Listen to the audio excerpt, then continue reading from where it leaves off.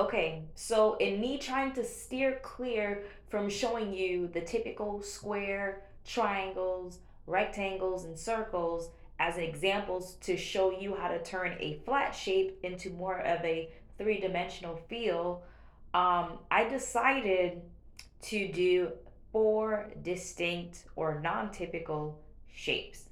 At the end of this video, I want you to walk away seeing how a two-dimensional shape can be transferred, transitioned, transformed into a three-dimensional shape. These were the four shapes that I created, minus one that is not so much a shape, but more so just a line, a squiggly line. For the shape we first created, we're going to extend a line outward. And following this, we're going to draw a parallel, or we're going to parallel that arch, the halfway McDonald's arch. We're going to double it and parallel it to the end of the lines that we just extended, if that makes sense. But you can see what's happening here. And then I just go ahead and darken those lines and add a center line to connect the points to further make this look like a three-dimensional shape. In this case, it looks like somewhat of a loaf of bread. This next shape resembles somewhat of a upside down ice cream cone. So with this particular shape, I just extended or brought the lines inward to create a smaller ice cream cone on the center and then connected the outer lines, as you can see in this drawing, to create somewhat of a I'm up looking down, or I'm down looking up view. I would like to say that this kind of resembles more of a gem to me. Let me know what you think this looks like.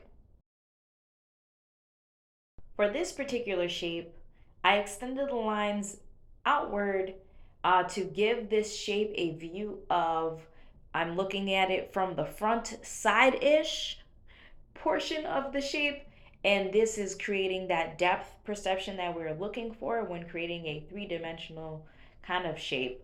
Even though it is a 2D flat shape, we're trying to give it a three-dimensional look and feel by giving it a length, width, and depth type perception.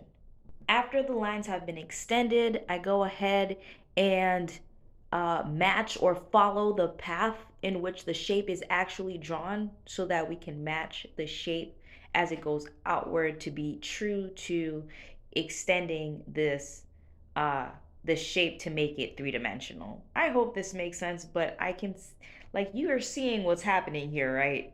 Do you have a better way of explaining this? Because clearly my way of words is lacking in this moment. If you do, leave a comment. This right here is definitely not a shape. It is just a line, a squiggly line at that. We're going to transform it into more of a three-dimensional shape. So to do that, I extended the lines outward, and then I followed the curve pattern of the main line and basically made it parallel to the existing. If that makes sense, I'm sure you can see what I'm saying. I hope you can see what I'm saying. But if it isn't clear, make sure to leave me a question in the comments section and I'll do my best to get back to you directly.